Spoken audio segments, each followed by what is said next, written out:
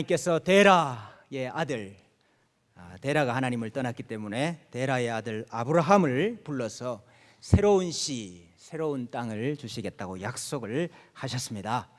하나님께서 씨와 땅을 주시겠다 약속을 하셨는데 아브라함이 그 약속을 믿었겠습니까? 안 믿었겠습니까? 믿었지요. 믿었으니까 갈대우르에서 나왔지요. 본토 친척 아비 집을 떠났지요. 창세기 15장 6절에 보면 아브라함이 여호와를 믿으니 여호와께서 이를 그의 의로 여기셨다 그랬습니다. 분명히 아브라함이 믿었습니다. 믿음이 있습니다. 근데 여러분, 이 믿음이 한 번에 대번에 하나님이 원하시는 믿음이 될 수가 없습니다. 그런 사람이 없습니다, 여러분. 믿음이 있지만은 한 번에 이 믿음, 그 믿음 오케이 이렇게 할 수 있는 믿음이 없어요, 여러분. 그래서 하나님이 이 믿음을 연단을 시키시죠. 이 믿음을 연단을 시키십니다. 하나님이 원하시는 것이 진짜 믿음이기 때문이죠. 여러분, 진짜 믿음은 어떻게 해서 만들어진다고 그랬습니까? 진짜 믿음은 하나님의 약속이 도무지 이루어질 수 없을 것만 같은 상황에서 이루어진다 그랬습니다.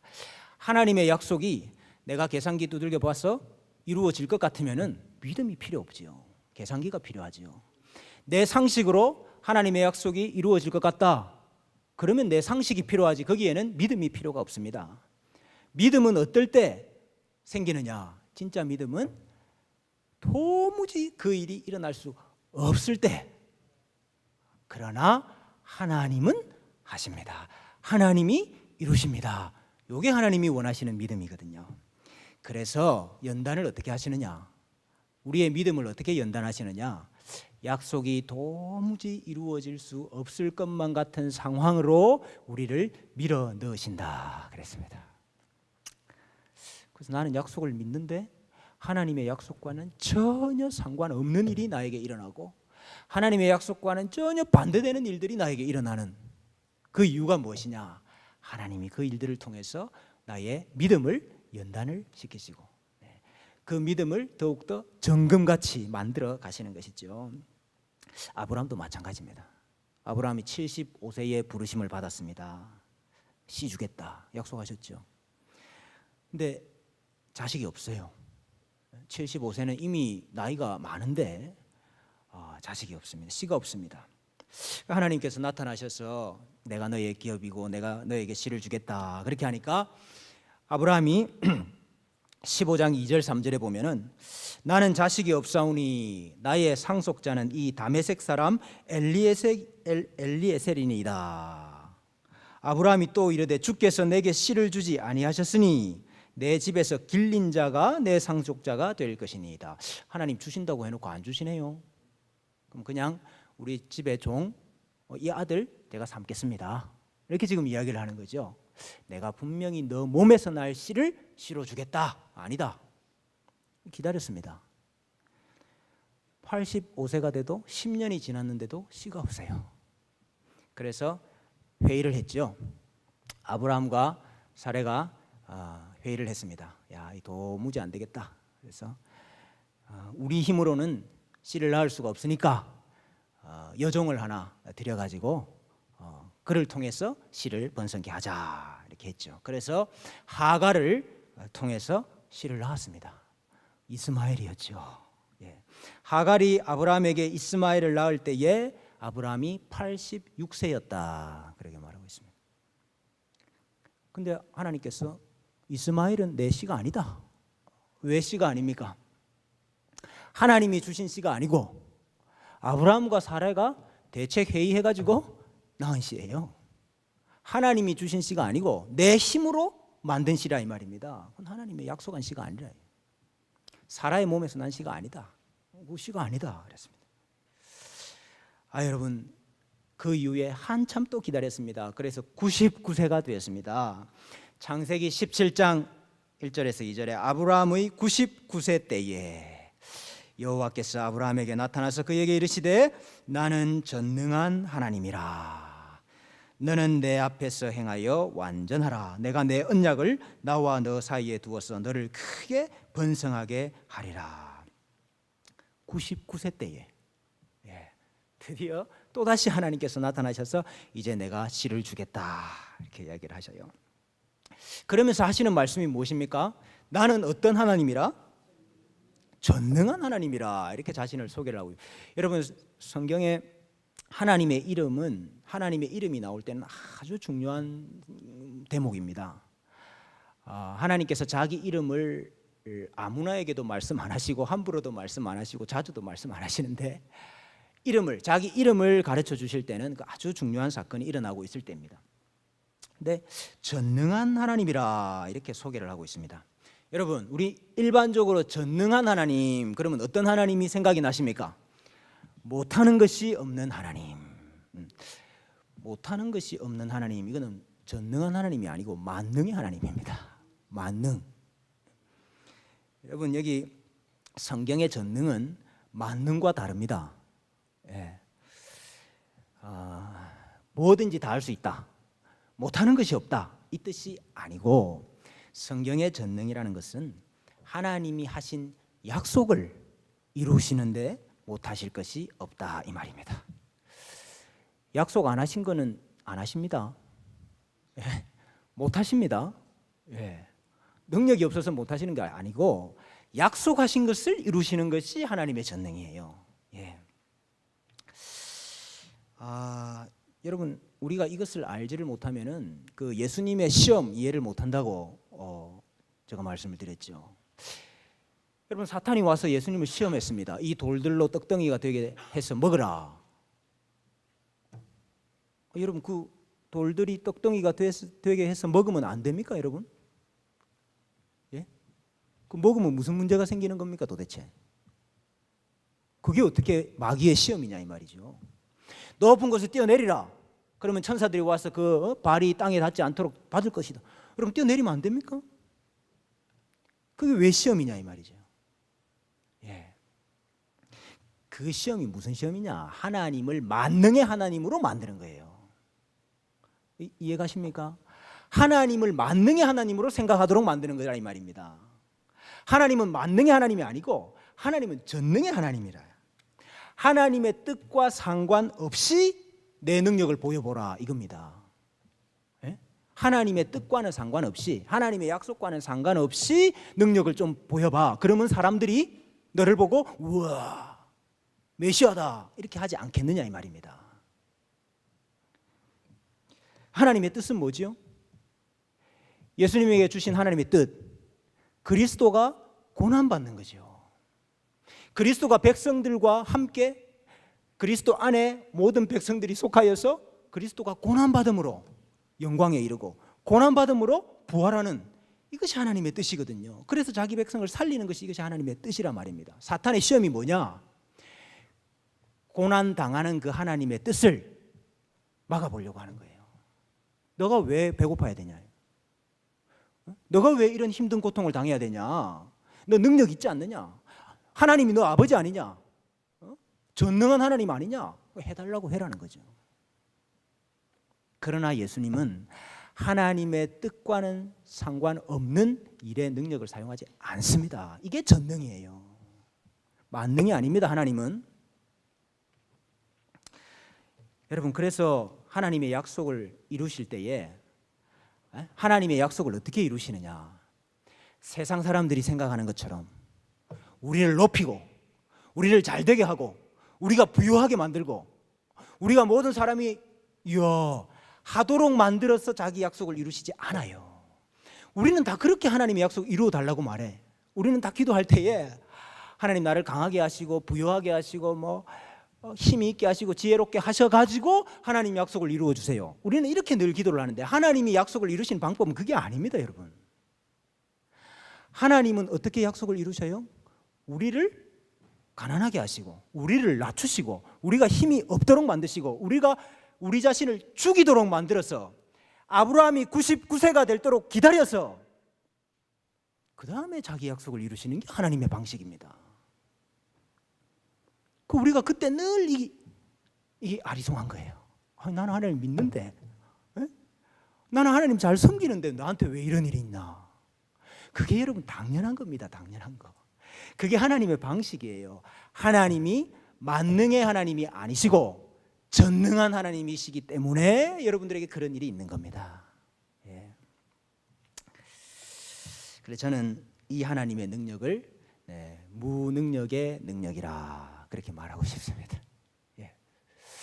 무엇이든지 다 하실 수 있는 능력이 있지만은 하나님의 뜻이 아닐 때는 사용하지 아니함으로, 그 능력을 사용하지 아니함으로 드러나는 능력, 무능력의 능력이라. 우리가 가지고 있는 능력이 무능력의 능력입니다. 그래서 바울이 고백한 대로 우리가 가난해도, 우리에게 힘이 없어도, 우리가 병이 들어도, 세상 사람들이 볼 때 우리를 무시해도 그 가운데서 우리는 오히려 감사할 수 있는 것이, 그것이 여러분 무능력의 능력을 가지고 있기 때문에 가능한 것이다 이 말입니다. 하나님을, 전능한 하나님을 믿으면 가능합니다, 여러분. 예. 여러분, 근데 여러분 이 전능한 하나님, 이 전능한 하나님이 성경에서 보니까 늘 죽은 자를 살리시는 하나님으로 많이 나타나더라. 이게 여러분 중요합니다.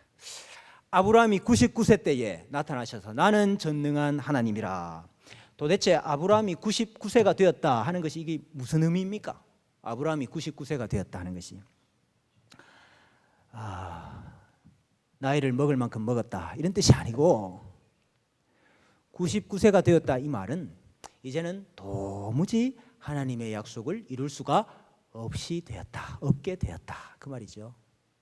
아브라함도 그렇고 사라도 그렇고 생식 능력이 다 끊어졌다고 그랬습니다. 그러니까 아브라함과 사라는 죽었다 깨어나도 이제 하나님의 약속을 이룰 수가 없는 상태가 된 거예요.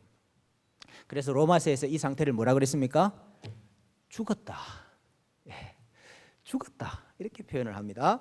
로마서 4장 17절 이하를 보니까 기록된 바 내가 너를 많은 민족의 조상으로 세웠다 하신과 같으니 그가 믿은 바 하나님은 죽은 자를 살리시며 없는 것을 있는 것으로 부르시는 이시니라. 아브라함이 바랄 수 없는 중에 바라고 믿었으니 이는 내 후손이 이같으리라 하신 말씀대로 많은 민족의 조상이 되게 하려 하심을 이람이라. 그가 100세나 되어 자기 몸이 어떠함가요? 자기 몸이 죽은 것 같고 사라의 태가 죽은 것 같음을 알고도 믿음이 약하여지지 아니하고 믿음이 없어 하나님의 약속을 의심하지 않고 믿음으로 견고하여져서 하나님께 영광을 돌리며 약속하신 그것을 또한 능히 이루실 줄을 확신하였으니 그러므로 그것이 그에게 의로 여겨졌느니라. 99세의 의미는 죽었다는 것입니다.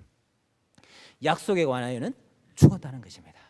그러면 하나님은 그 죽은 아브라함과 사라를 어떻게 해서 약속을 이루어 주시는 것입니까? 죽었으니까 살리셔서, 죽은 자를 살리셔서 하나님 약속을 이루시는 거예요. 그게 전능한 하나님입니다. 그래서 여러분 전능한 하나님은 어떤 하나님이냐? 죽은 자를 살리시는 하나님이십니다. 예, 죽은 자를 살리시는 하나님이 전능한 하나님이셔요. 여기 믿음의 정확한 정의가 나옵니다. 약속하신 그것을 또한 능히 이루실 줄을 확신하였으니, 이게 믿음이죠. 약속하신 것을 하나님이 이루십니다. 나는 죽었는데 죽었음에도 불구하고 하나님이 이루십니다. 이게 믿음이죠. 이게 진짜 믿음이에요. 하나님이 원하시는 믿음. 사람들은 죽었으면 끝이라고 말하는데 하나님은 하나님이 약속하셨기 때문에 죽은 자를 살리셔서라도 자기 약속을 이루신다. 이게 하나님이 원하시는 믿음입니다. 그래서 로마서 4장 23절 이하에 보니까요, 이 아브라함의 믿음이 우리의 믿음과 사실은 똑같다 이렇게 표현을 하고 있습니다. 그에게 의로 여겨졌다 기록된 것은 아브라함만 위한 것이 아니요 의로 여기심을 받을 우리도 위함이니 곧 예수 우리 주를 죽은 자 가운데서 살리신 이를 믿는 자니라. 아브라함은 자신이 죽었잖아요. 사라가 죽었잖아요. 근데 죽은 자를 살리셔서 하나님의 약속을 이루신다, 이걸 믿었는데 우리는 지금 뭘 믿는다는 것입니까? 우리의 범죄 때문에 내어줌이 되고 죽으신 예수 그리스도를 하나님께서 우리를 의롭다 하시기 위해서 그 예수님을 다시 살리셔서 우리를 하나님의 백성 만드셨다. 우리를 하나님의 자녀 만드셨다. 우리에게 기업을 주셨다. 요 사실을 믿는 것하고 똑같다 이 말입니다. 아브라함의 믿음이.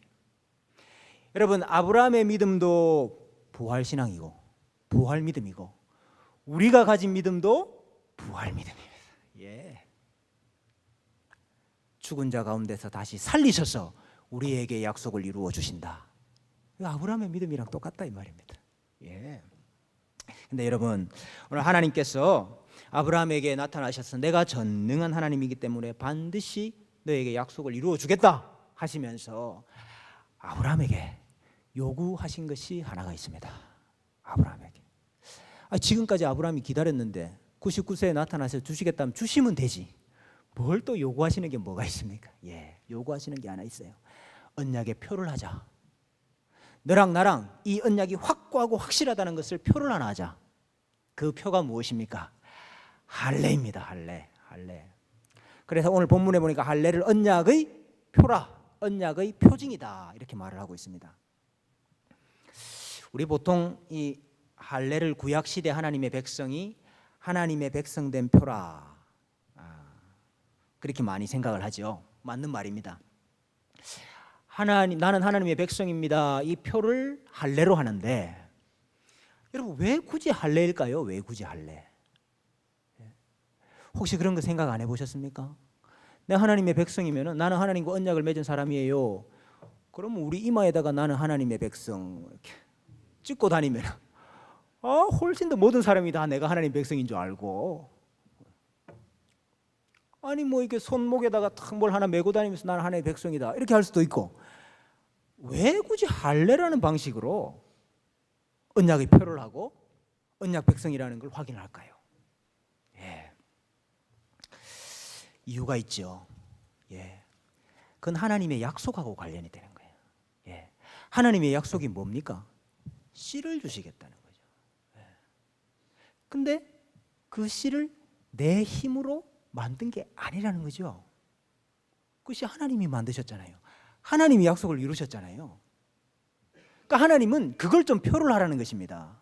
너가 한 거 아니고 내가 했다는 거를 표를 하라는 거예요. 너는 죽었고 내가 죽은 너를 다시 살려서 내 약속을 이루었다는 것을 너 몸에 표를 가지라는 겁니다. 그 표를 어떻게 가질까요? 내가 약속에 관하여는 죽었습니다라는 표로 갖는 거예요. 그래서 할례를 행하는 겁니다. 그래서 여러분 표면적으로 할례는 포피를 자르는 거지만은 의미상으로는 거세입니다. 아주 중요한 겁니다, 여러분. 생식 능력이 다 끊어졌다. 나는 죽었다는 거죠. 나는 죽었다 깨어나도 씨를 만들 수가 없다는 거예요. 그걸 내 몸에 표를 하는 것입니다. 전적으로 하나님이 하셨습니다. 하나님은 이것을 원하세요.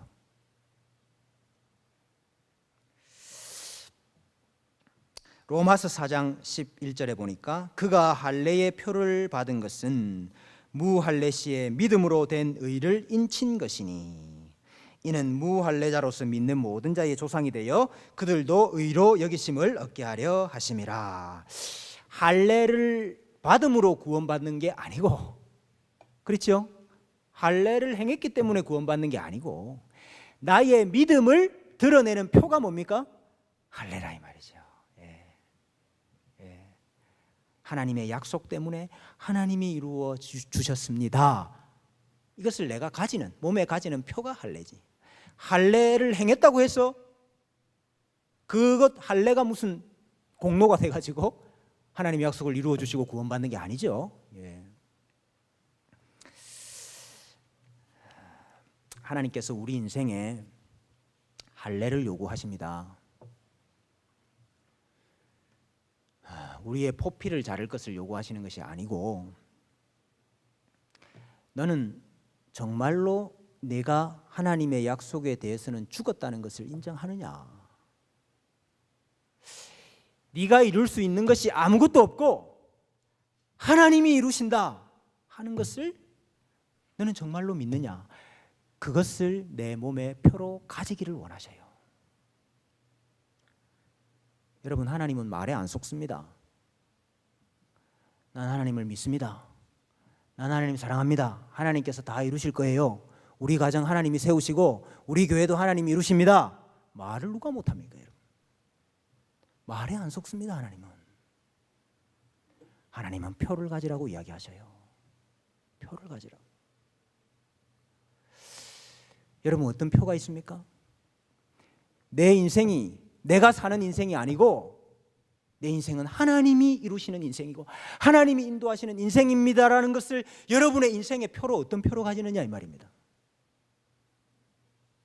우리 가정은 가장이 세우는 것도 아니고 어머니가 세우는 것도 아니고 하나님이 우리 가정의 가장이시고 하나님이 우리 가정을 세우십니다. 여러분, 가정에 그런 표가 있으신가요? 그런 믿음의 표가 있으신가요? 하나님은 반드시 원하십니다. 그래서 여러분, 우리가 우리의 믿음을 말로만 할 것이 아니고 우리의 믿음을 하나님께 좀 드러내야 됩니다. 정말로 그렇습니다, 여러분.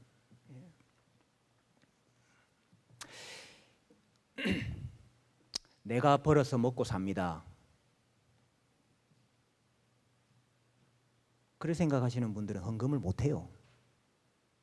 할 수가 없지요. 내가 벌어서 먹고 사는데 우리 먹고 살 것도 부족한데.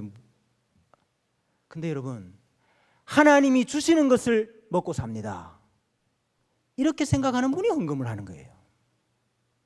10의 1을 구별해서 드릴 수가 있는 거예요. 하나님이 다 주셨습니다. 여러분, 10의 1이라는 것은 그야말로 최소한의 단위입니다. 모든 것을 하나님이 다 주셨습니다 하는 나의 표입니다. 나의 믿음의 표라고요. 예.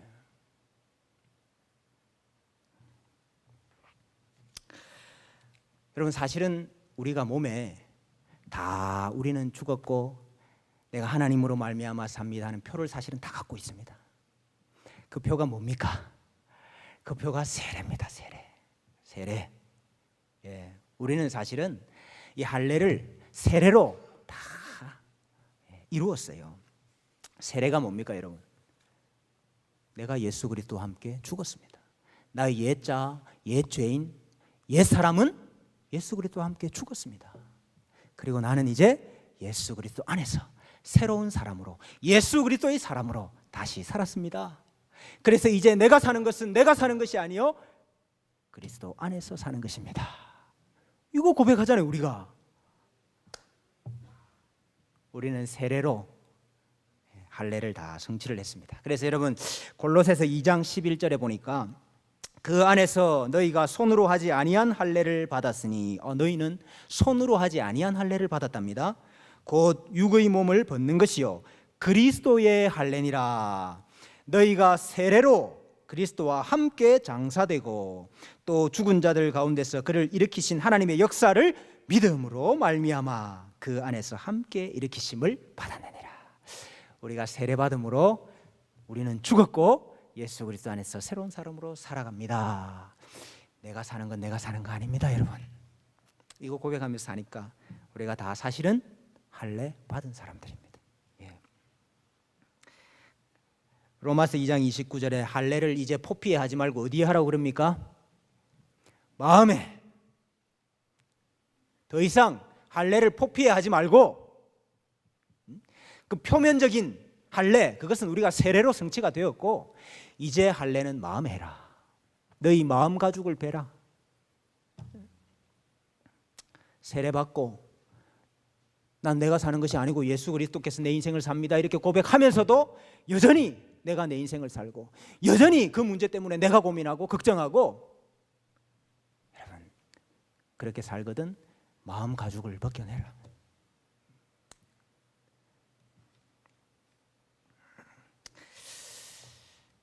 여러분, 우리는 전능하신 하나님이 내 인생에 좀 역사하시면 좋겠다 이런 생각을 하지만은, 여러분 전능하신 하나님이 역사하시려고 그러면 먼저 어떻게 돼야 되겠습니까?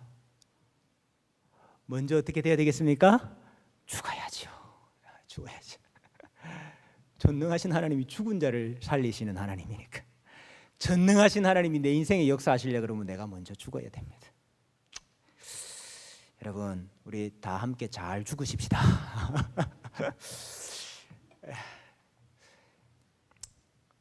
여러분, 우리 성도의 인생이 다른 게 아닙니다. 날마다 나를 죽이는 거예요. 바울이 안 그랬습니까? 나는 날마다 죽노라. 나는 날마다 죽는 이유가 뭐였지요? 그리스도의 능력을 내 몸에 드러나게 하기 위해서. 그리스도의 능력이 뭡니까? 다시 살리시는 능력. 예. 죽어야 다시 산다고요. 매일 아침마다 여러분, 우리 자신을 죽여야 됩니다. 그리스도의 인격을 닮아가지 못하는 우리의 인격, 우리의 성품, 우리의 성깔, 우리의 말, 우리의 습관, 우리의 마음, 다 날마다 우리를 죽여. 날마다 자신을 죽이는 사람이 언제 교만할 틈이 있겠습니까? 예? 나는 됐는데 너는 왜 못해? 이런 게 있겠습니까? 여러분, 나는 되기는 뭘 돼요? 또 죽어야 되는데. 예? 나는 됐는데 너는 왜 못해? 이게 있겠냐 이 말입니다. 그런 게 없습니다. 성도에게는. 나나 너나 매일마다 죽어야 되는 사람이니까. 여러분, 한 주간도 잘 죽으시기를 축복합니다. 하나님께서 아브라함에게 할례를 행하게 하셨습니다. 그래서 그 할아버지가 세상에 그 할아버지가 할례를 행했어요. 그리고 가족들 모두 다, 이스마엘 포함해서 종들 포함해서 가족들 모두 다 할례를 행했습니다. 하나님께서 약속대로 죽은 자에게서 씨를 주셨습니다. 예. 하나님께서 그런데 거기에서 만족하지 않으시고 마지막으로, 끝으로 다시 한번 아브라함의 믿음을 시험을 하십니다.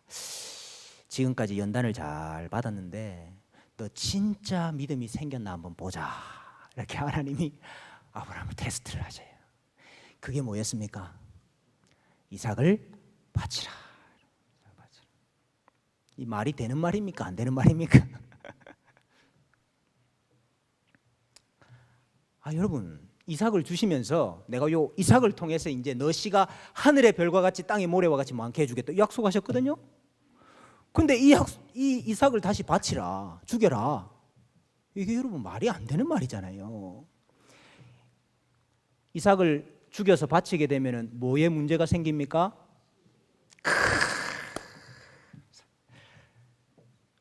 약속에 문제가 생기잖아요.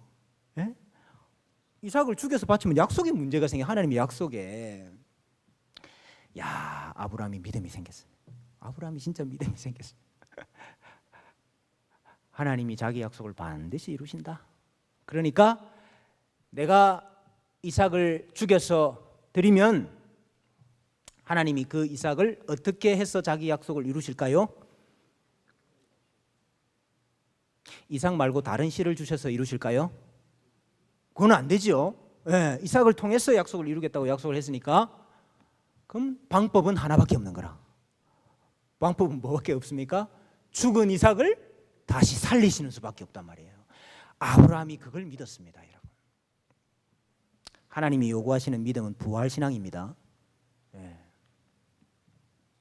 히브리서 11장 17절 이하에 아브라함은 시험을 받을 때에 믿음으로 이삭을 드렸으니 그는 약속들을 받은 자로 돼 그 외아들을 드렸느니라.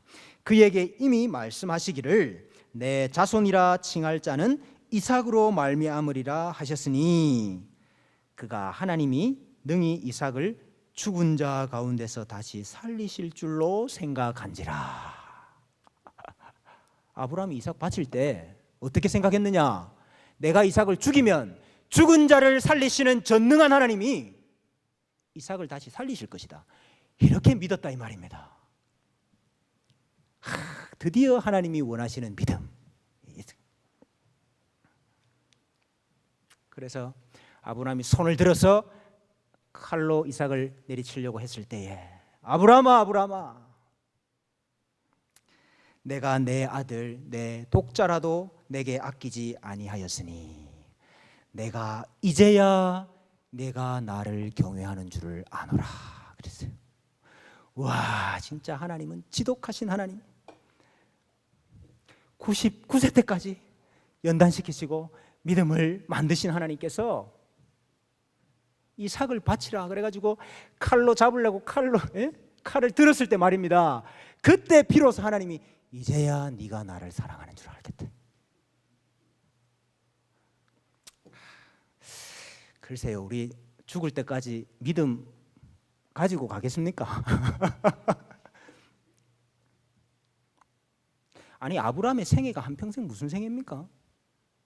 아브라함의 생애가 한평생 믿는 사람 만든 생애예요. 예? 진짜 믿음의 사람 한 사람 만든 게 그게 아브라함의 생애고, 아브라함의 생애를 통해서 하나님이 하신 일이에요. 우리의 짧은 인생 동안 하나님이 우리를 어떤 사람으로 만들기를 원하실까요? 하나님이 다른 거 별로 안 원하십니다. 하나님이 뭐 우리에게 엄청난 일을 해가지고 하나님께 영광 돌리라, 아닙니다, 여러분. 진짜 믿음 하나 보자 이겁니다. 예? 진짜 믿음의 사람이 되라는 것입니다. 아브라함에게 원하셨듯이. 여러분, 정말 우리 죽기 전까지 진짜 믿음, 예? 이 믿음 말입니다. 죽은 자를 살리시는 전능한 하나님에 대한 믿음, 이거 제대로 한번 가져보십시다.